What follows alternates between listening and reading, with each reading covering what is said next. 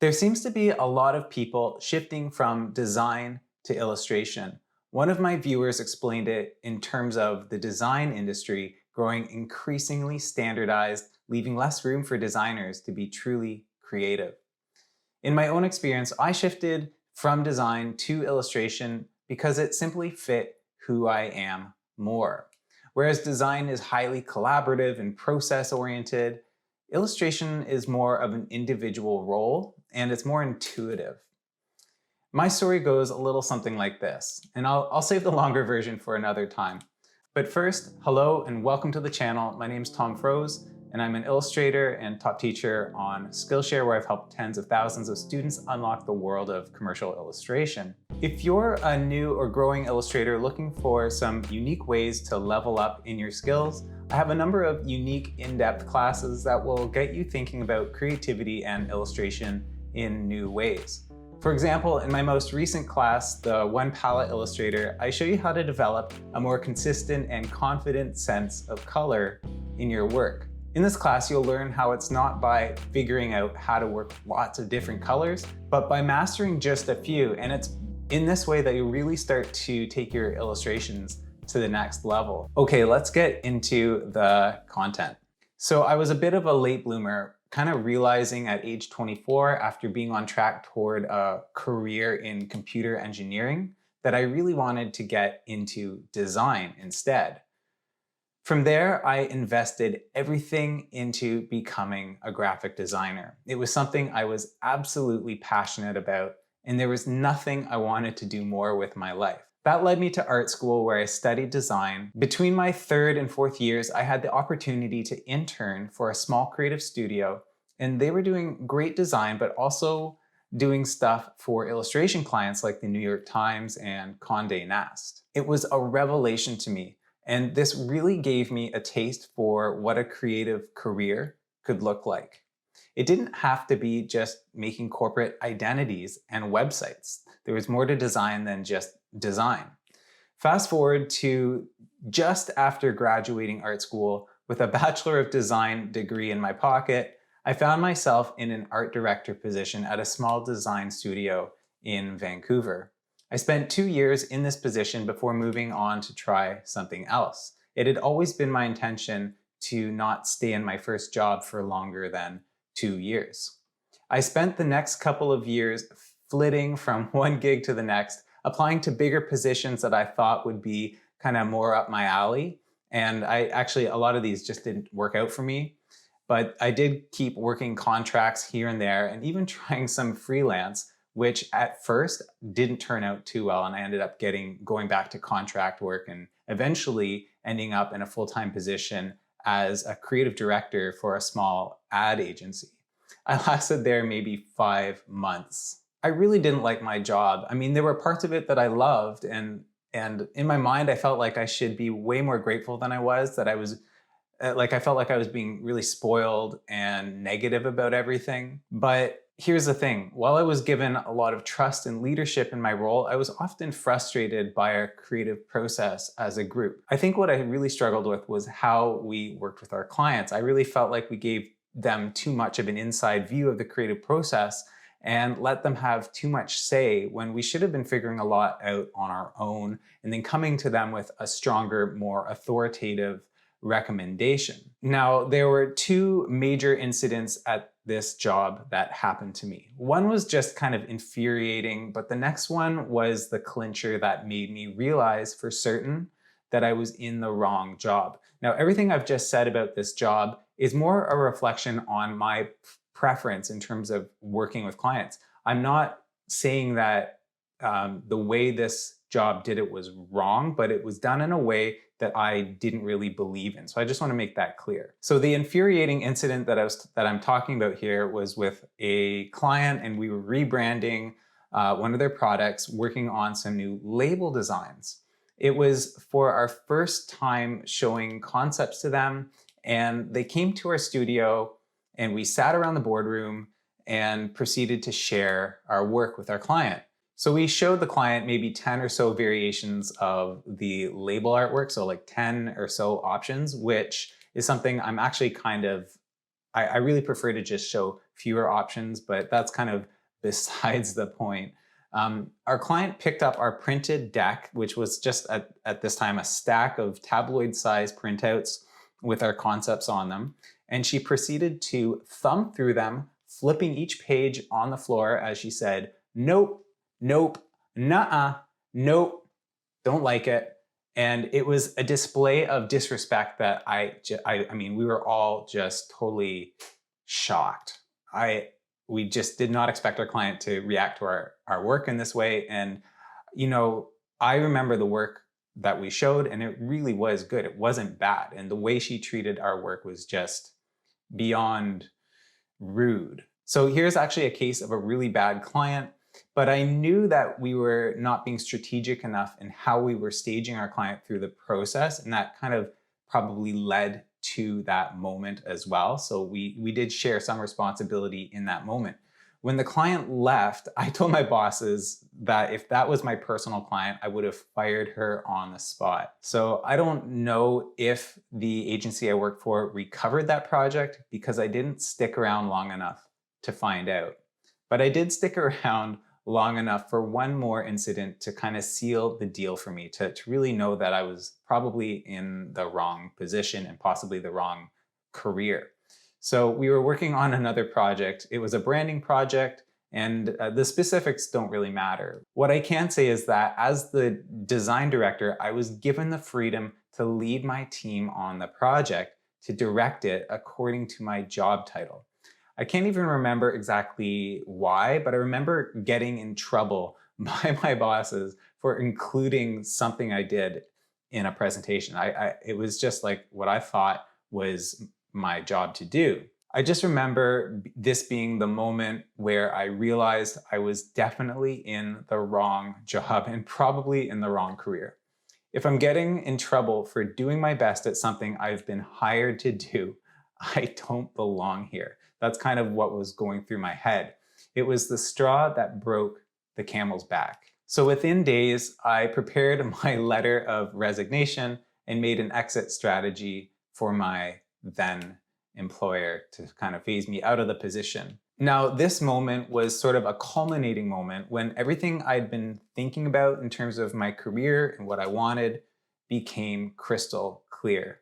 It's not that I hated design, but I certainly believed at this point that I was not cut out for the advertising and branding world, at least in this capacity on that side of the table. I think what I was looking more for was a more overtly creative kind of position or trajectory as a designer. The kind of creativity I was seeing in my favorite small studios around the world, like Carpenter Collective, Matson Creative, and Fuzzco, just to name a few of my favorite design shops at the time. They seemed to be making work that just oozed with creativity and freshness. It had clarity and singularity to it all. It had a strong creative voice that was clearly led with strength. There's no way you can have that level of creativity across so much corporate and small business work without having both a ton of creativity and a strong backbone to help it stand up to pushback. I dreamed of being a part of a team, a collective of creative folks like this. In my mind, if it was gonna happen though, it was most likely gonna happen on my own watch. It would be me starting my own studio. I couldn't wait to be accepted into one of these studios. They're all small anyway. It's not like they're just hiring anybody. But anyway, it wasn't entirely clear to me at that time that I would start freelancing as an illustrator. Illustration had always been a part of what I did, but the idea of illustrating as my main gig seemed far too distant a possibility at the time. But taking inspiration from studios like Fuzzco and Carpenter Collective, I knew that having illustration as part of my offering would automatically position me favorably as a highly creative design shop.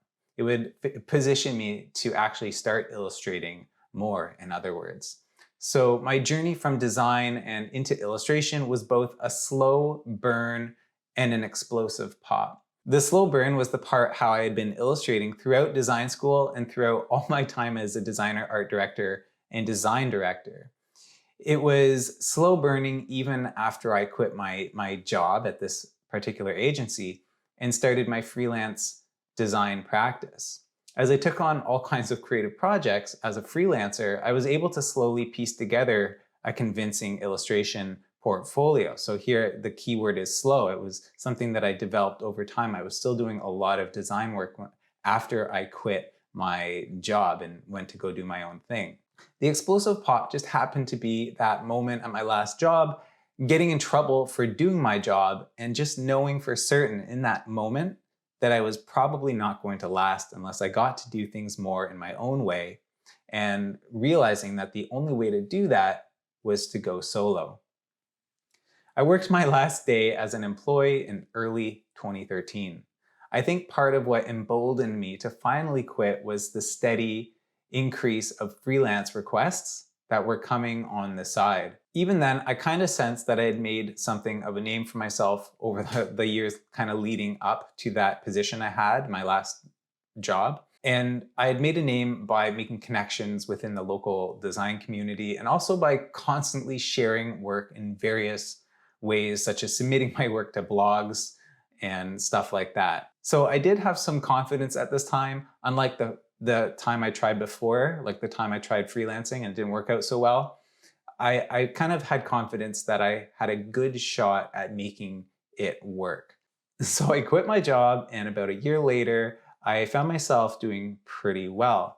It was around this time that I decided it was time to start sending postcards to agents because alongside doing design work, I was also fortunately picking up kind of more illustration type work as well. And within a couple months after sending those postcards, I had a rep. So that really is the story of how I transitioned from being a designer to an illustrator. And of course, there's so many bits that I left out, but the overall story arc is there. I started as a techie, dreaming of switching into a design career, and then I went to art school and stumbled upon illustration while interning one summer. And then one day I found myself in a design director position at an ad agency. All along, I had been illustrating on the side, but never considering myself an illustrator. Then one day I realized I enjoyed working on my own more than with others. And then more specifically, I enjoyed illustration more than design, and that this was truly what I wanted to do. And with a bit of luck, a lot of effort, and an even stronger sense of what I wanted and didn't want, I found my way into a career as a full-time illustrator. If there was a way I could systematize my process so you could follow it with guaranteed success, perhaps I would, but perhaps I wouldn't wish my own story on anyone else because it came with its fair share of frustrations, depression, doubts, getting in trouble, and feeling generally like a failure. But if I had to systematize such a path, I would have no choice but to include those more negative parts because it is frustration as much as passion and desire that fuel us creatively and pushes us to do things far beyond what we thought was possible.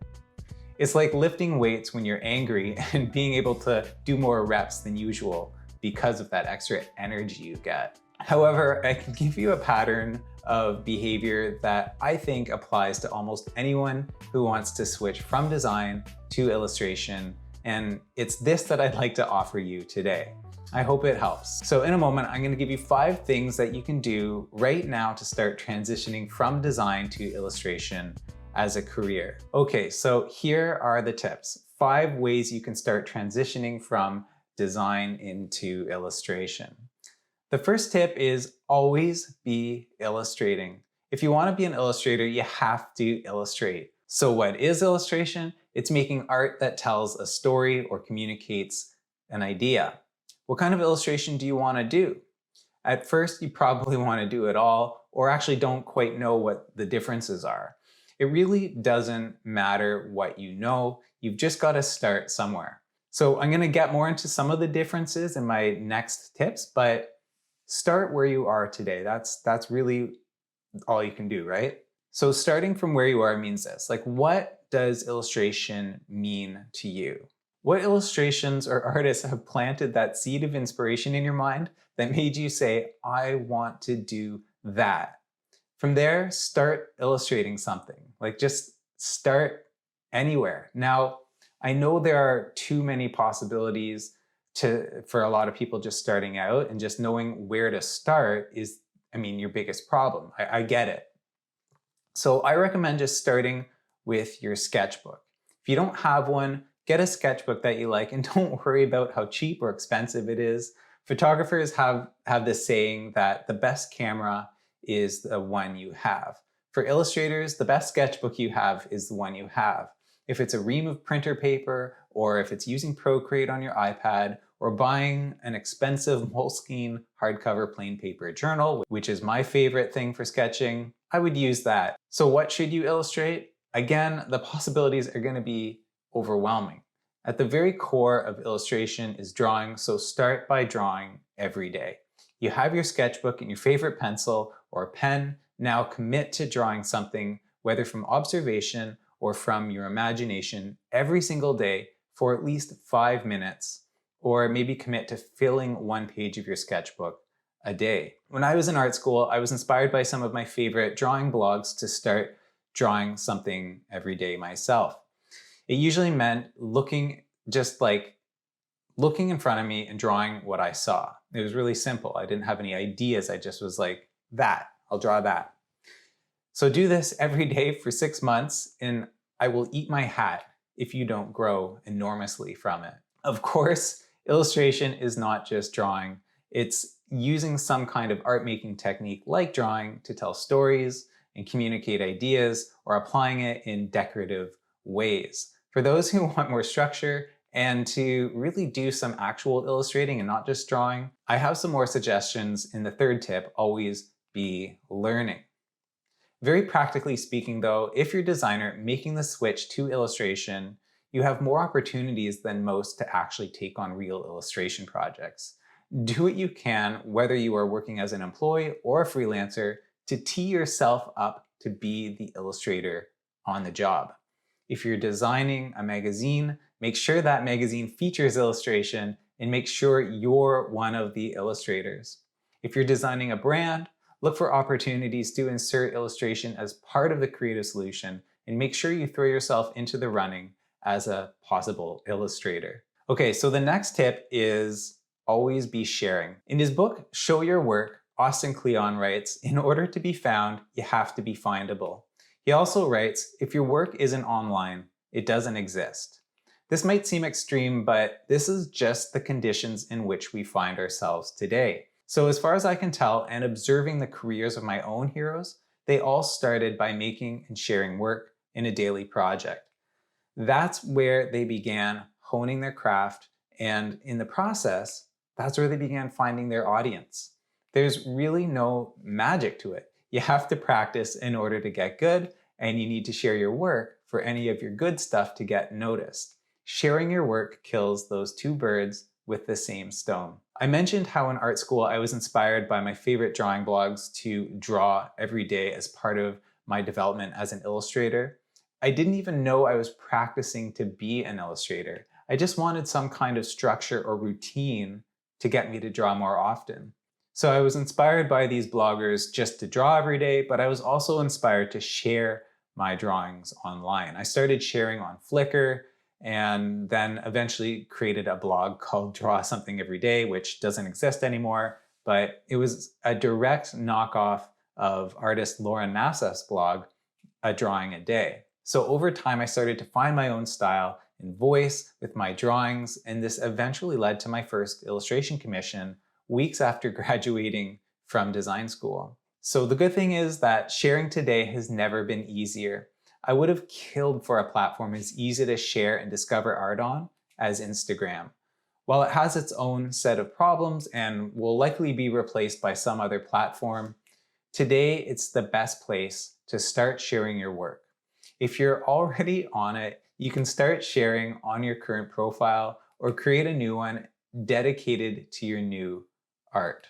Of course, invite your friends and followers to follow you there. Starting from zero could be very intimidating, but it could also be seen as an adventure. a challenge to conquer. See what you can do from zero. I really think you can get excited about such a challenge, not just something that's just totally intimidating and overwhelming and undoable.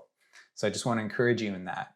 The key is to make something every day and to share it. It doesn't have to be good. It doesn't even have to be consistent. Just use your platform, your Instagram account in this case, to tell the story of your growth and to do it primarily for you. So be your own audience, but believe that others will care as well. I think passion is contagious, and they'll care if you prove that you care yourself. So as a designer, just like I said in the first tip, you have more opportunities than most to make illustration because you can kind of throw yourself in the running when illustration is needed. And then this positions you with at least some illustrations to share, whether that's on Instagram or on your actual portfolio. But if you're freelancing as a designer, you're going to have an actual portfolio, and it's probably going to be mostly design work. But you should see your design portfolio as a possible foot in the illustration door as well. If there are projects you design that you're super proud of, see how you can get these featured on Instagram accounts and blogs, and perhaps even in awards annuals. And I'm not talking about illustration projects. I'm just talking about like really good design work. This is important because part of being an illustrator is making a name for yourself. You can make a name for yourself by sharing any of your creative work, not just illustration. And the chances are, at first, you won't be recognized for something you are only just learning, but you could be recognized for something you're great at already. Think about how you can build up your reputation independently of your employer. So have some kind of an audience who's tuned into you and respects you for your work. When you're ready to share illustration work, your audience will be tuned in and receptive. Your illustration work will just be an extension of the creative work you've been doing all along. Okay, so the third tip is always be learning. Obviously, you need to learn illustration skills in order to be an illustrator. As a designer, you're well positioned to continue your education as a creative professional. That's because you've already acquired some of the basic art skills necessary for any visual artist: drawing, design theory, and color theory.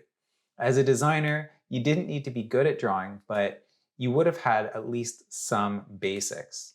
We've already covered drawing in the first tip.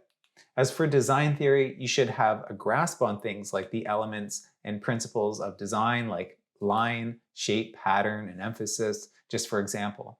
Design theory is not just for graphic designers. It's for any artist who wants to know how to build compositions more intelligently and intuitively. Again, as a designer, you've probably got this covered, but it never hurts to take a refresher by taking a Skillshare class or watching a YouTube video about design theory. As for color theory, you should be aware of the basics of RGB and CMYK color models, color harmonies, and understand the meanings behind colors to some extent. My class, The One Palette Illustrator, gives a rough overview of these things if you're interested. But of course, for designers, your main learning curve will be in acquiring illustration-specific tools and techniques and learning more about the business of illustration, and quite importantly, learning about the illustration industry. Illustration-specific tools and techniques include all the things you might use to produce an illustration. These come in two overarching flavors: the traditional physical media like drawing, painting, collage, and printmaking, and the digital, which includes both raster and vector-based tools. Now, I'm not done with my tips for what to learn as you transition over to illustration, but I wanted to take a moment to thank you for watching and remind you to boink that like button if you're learning something new today. I also wanted to ask you, what do you feel you are most lacking in your skills in knowledge where it comes to illustration? What are the big roadblocks preventing you from really knowing for sure that you can successfully make it as an illustrator? Drop me your thoughts in the comments. It's always great to hear from you. I'll be reading through your responses in a future episode, and this is a great way for you to personally contribute to one of my future episodes. All right, let's continue on with the tip. So we're talking about tip number 3, always be learning, and we're talking about some of those illustration specific skills. So we could spend all day going into what these illustration techniques and tools are and how they relate to illustration, but I know you can look these things up in your own time. So to help you get started, I would say be sure to experiment with both physical and digital creation tools. Try painting, collage, mixed media art, and printmaking. Whatever you can get your hands on, and don't worry about the things you can't. Just, the best illustration tools you can work with are the ones that you have on hand. But also be sure to try various digital media, including vector tools like Adobe Illustrator and raster tools like Photoshop and Procreate. In episode 68, the only illustration apps you need to learn, I give you my personal take on which to start with. Eventually, you'll land on just one specific way of illustrating, but you'll never know which unless you start experimenting with them and seeing which one flows from you the best. You'll never know until you start experimenting with them and seeing which one flows with you the best. I think a great place to start is Procreate, since it's so easy and fun to use. I recommend taking the insanely popular Skillshare class, Digital Illustration, Learn to Use Procreate, which is taught by Jerem Vogel. I think it's a really great place to start, and I'll leave a link maybe somewhere up here and definitely down in the video description. As for learning about the business of illustration and about the illustration industry, I cannot stress this enough. You can't be an illustrator without understanding the world in which illustration exists. If you ever look at illustration and wonder just how on earth it came to be, both in terms of how it looks and how it came together, you might have also wondered who might have been involved in its creation. There's far more to an illustration than meets the eye. Now, of course, we can't get into all the details here, so I'll leave you with this recommendation. I recently picked up 2 books for beginners, one called How to Be an Illustrator by Darryl Rees, and the other one is called Becoming a Successful Illustrator, which is by Derek Brazel and Joe Davies. While these won't give you an in-depth education on the actual process of illustration, they give you a good overview of how the illustration business and industry work. The Darryl Rees book is a tad outdated, but I find it's the more easy read of the two. It's more concise and more organized, and that appeals to a scatterbrain like me. The second book I mentioned is more up to date, and I think you'll really appreciate Chapter 2, The Professional World of the Illustrator, for a good overview of the illustration industry. I'll leave links for these 2 books in the video description below. I'm not paid to talk about these books. I bought these books for my own research for an upcoming class that I'll be writing on the illustration process. But yeah, I do have my beefs with these books, but I think generally speaking that if you're willing to read the content that's in it, you'll benefit a lot. You'll learn a lot about the illustration business and the industry. Okay, so the 4th tip is always be observing. Always be observing. So my last point about learning about the industry kind of dovetails nicely into this one. In order to know if you're ready to transition into illustration from design or from any other career, you need to have a good feeling for what's happening in illustration. What are you getting into? If you're interested in professional sports, for example, if you're interested in becoming like a professional athlete, I'm pretty sure you have to learn a lot about it from the sidelines first. Now, I'm speaking far outside of my area of expertise, but I'm pretty sure if you're going pro, you'll have to have studied your sport for years before really even considering it as a possibility. Probably since you were a kid. If you're into hockey, you would have your favorite players and teams and know all their stats. You would know about which teams are leading and which players are the most and least important. You'd also probably be keen about the stories and politics around the players, the drafts, the disputes, and all kinds of other things that kind of go beyond the technical skates on the ice aspect of the game in this example. If you want to go pro as an illustrator, it should be fairly natural for you to care about what's what and who's who in the industry. You should be finding and following heroes in the industry. It shouldn't be hard to imagine, for instance, going to an illustration conference and being able to talk shop with people you meet there. Now, it's okay if you don't know everything, but the idea of being conversational about the illustration industry and the key players in it shouldn't be surprising or feel like a chore, and it definitely shouldn't feel like a bore. Like, when you're passionate about something, you naturally want to sponge up as much information about it as possible. Some people are going to nerd out more on the technical side of things, other people are going to nerd out more on the people side of things. But I think when you're serious about illustration, you learn not just the techniques and stuff, you learn about the people and about what is actually happening. What are the issues? What are the conferences? Where are people meeting? Who are the people? All that kind of stuff. Get into it. So what does it really mean to always be observing? I talk about this in my other video, what to know before you get into illustration. And specifically, I mentioned finding your inspiration and finding your heroes. So that means know what you like and know who interests you the most, and then start digging deep. Find out who made an illustration you love, and then follow them on Instagram, go to their website, read their books, read their biographies, collect their art. Whatever it is you like, get obsessed about it. Okay, so our last tip number 5, is always be reflecting. So I'm a runner, and as a runner, I do this thing when I'm running a long or hard effort called scanning my body, or a body scan. There are so many ways to get injured or lose efficiency, and this often happens when we allow fatigue and boredom to set in, which is very likely to happen when you're running 2 or 3 hours at a time. Running with good form makes you faster, more efficient, and less prone to injury. There's a certain way to hold your body, from how you position your head to which part of your feet strike the ground. There's a cadence of like how fast your legs are turning over. There's a proper way to swing your arms and a proper way to breathe. In a longer effort, like I said, where I'm literally running for hours, it's very possible for my mind to wander, or in my fatigue, for my form to start breaking down. When I sense this happening, I mentally scan through my body to check on my form.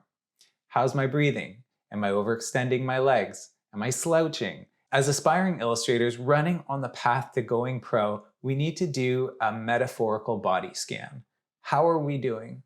What are the signs of our progress? Are we striving too hard or not striving enough? Are we staying strong mentally, keeping our eyes on the prize? What is that prize? What are you aiming for? What are the things that are helping or preventing you from getting there? These things could be hard to detect unless you're deliberately making an effort to reflect. Sometimes when I'm running, I actually close my eyes, as long as I know the way is clear, just to really recalibrate and focus my form. While I don't recommend running with your eyes closed for more than a second, I do recommend spending at least a few minutes reflecting each day. Journaling is a fantastic way to reflect. Now, we're not all writers, and I get that. Writing and reflecting could be long form if that's what you do, but it could also be a list of 5 things that are on your mind. End of story. Write it down though, so you can get a chance to see it from a new perspective. Get it outside of your head. The beauty of journaling for growing artists and illustrators is that it doesn't have to be separate from something else you should already be doing, drawing in your sketchbook on a regular basis. If you look in my sketchbooks, you'd probably say that I'm mislabeling them, that they're actually journals with a few doodles kind of peppered in. And I think that's fair enough. Let your journal be everything at once. A diary, a journal, a sketchbook, a planner, a beer coaster, it doesn't matter. You should have your journal at your side a lot. Be that person who carries their sketchbook around, even to bars and dentist waiting rooms. In those idle moments when you might just default to scrolling on your phone, maybe you can pause for a second and do a body and mind scan and jot down what's on your mind. Here are some prompts to get you writing today. Ask yourself, what are you excited about right now? What are your big dreams? What can you do to get there? What do you feel is in the way right now? What's possible for you to change, and what do you have to just let go of for now? What can't you change or worry about? And more generally, what thoughts are tying up your attention right now? write them down and release them from your mind into the proverbial universe. There's a lot of power in writing your thoughts, intentions, and worries. If all this seems too woo-woo, I challenge you to keeping a journal for 1 month using some of the tips that I've just given you here. Just 1 month. This is not something for you to share on the internet, but just something to keep as an inner dialogue. I'm not guaranteeing success or achievement as an illustrator, but I do promise you that you will know yourself more and you'll have a sharper sense of what you want in terms of your future career in illustration. Reflecting is to achieving your dreams what your stomach is to digesting food. There are all kinds of inputs coming in, especially with all that we have to look at on our devices all day long. And so much of that probably just spills outside our metaphorical mouths and never actually gets chewed or swallowed. But what gets swallowed needs to be digested so your body can use it to grow.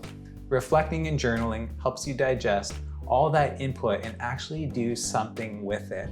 It breaks down nutrients so you get more energy from them. So at this point, I feel like the digestion metaphor only starts to get grosser the further down the track it gets. So for now, I'll stop and leave you with that to chew on. So there you have it, 5 ways to switch from being a designer to being an illustrator. And just a real quick recap, you should always be illustrating, always be sharing, always be learning, always be observing, and lastly, you should always be reflecting. If you found these tips helpful, please let me know in the comments and use your pointing device to activate the like button. I'm talking about a mouse and a mouse pointer and a button. Please let me know in the comments and use your pointing device to activate the like button. In other words, smash it. Use your pointing device to activate the button, or at least please smash the like button. Don't smash. Please be sure to like this video, subscribe, all that good stuff, just so I know that you're coming here for the content, and that lets me feel good about making more. Thanks as always for staying to the end. I hope you got something from it. So just a quick reminder, please be sure to check out my Patreon at patreon.com/TomFroese. And as always, you can find all my classes and links at tomfroese.com/teaching. I'll see you in the next episode.